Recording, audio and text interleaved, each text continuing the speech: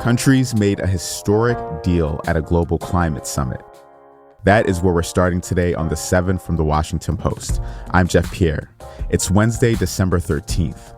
Let's get you caught up with today's 7 stories.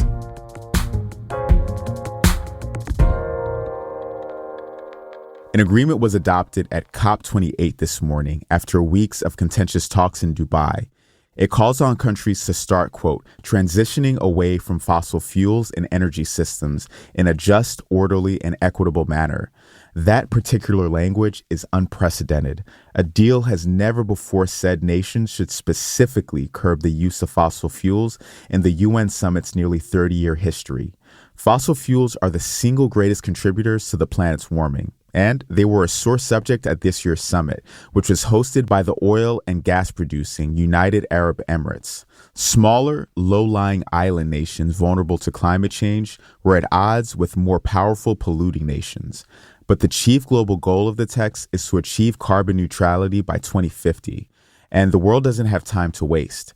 A new report said that this past summer was the hottest on record in the Arctic. It's actually warming nearly 4 times faster than any other location on the planet. At number 2 today, President Biden criticized Israel's conduct in its war against Hamas yesterday. In off-camera remarks at a fundraiser in Washington, Biden said that the indiscriminate bombing in the Gaza Strip is costing Israel global support. It's some of Biden's sharpest criticism yet, and it suggests that Israel's closest ally and biggest donor is souring on a campaign that has killed thousands of Palestinians and sparked a humanitarian catastrophe in Gaza. U.S. officials have continued to push for another pause in fighting, to release Israeli hostages and deliver more aid to Gaza. But yesterday, the U.S. was one of just a handful of nations that opposed the UN resolution calling for a ceasefire. And in related news, the FBI and the Department of Homeland Security issued a warning yesterday of potential dangers to public safety in the U.S. stemming from the war.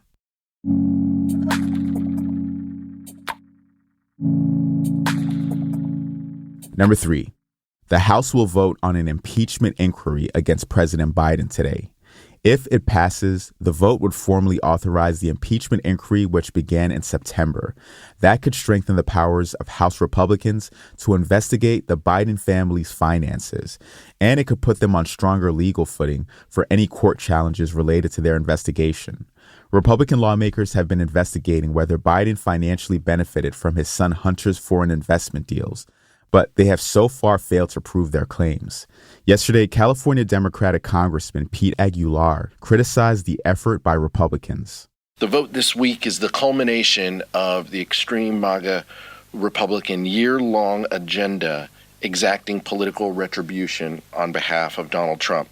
It's painfully obvious that they are trying to hurt President Biden politically to help President Trump get reelected, and distract from the fact that they have accomplished nothing.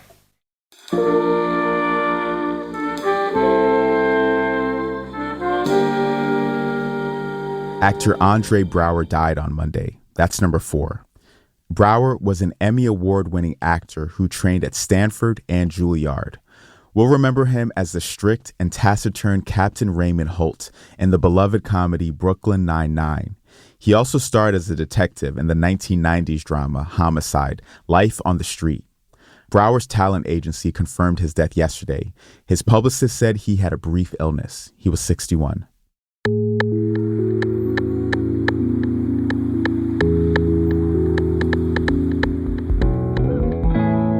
At number 5, COVID and flu cases are rising ahead of the holidays. Emergency room visits for COVID-19, flu, and RSV are collectively reaching their highest levels since February. But hospitals are not as overwhelmed as last year, when a triple threat of viruses strained capacity. The good news is that this is the first respiratory virus season where some Americans can be immunized against all 3 major pathogens. For the first time, all newborns and adults older than 60 can receive RSV shots, and an updated coronavirus vaccine targeting the latest variants is available. The CDC recommends getting vaccinated and ordering free at-home COVID tests ahead of the holidays. And you should stay on top of the usual precautions, like hand washing, opening windows for ventilation, and wearing a mask. Number 6. Netflix revealed what people are really watching. Yesterday, the company released its first engagement report. It gave us our most comprehensive look so far at Netflix viewership data. The report said the Netflix original, The Night Agent, was the most watched show between January and June of this year, and The Mother, starring Jennifer Lopez, was the most watched movie. Now, obviously, it's interesting to know what people are watching, but it's also an important step for Netflix. The company has faced criticism for a lack of transparency about its viewership data for a while now. Actors and writers raised the issue during the Hollywood strikes. Netflix said it'll share new versions of the report every 6 months as a part of a broader move to be more transparent.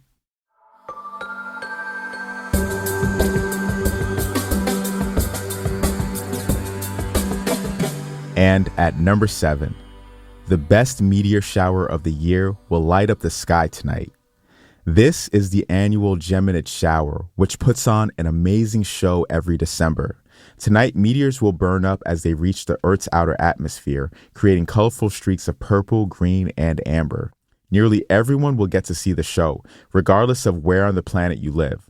But viewers in the Northern Hemisphere will get a better show and have to brace for colder weather.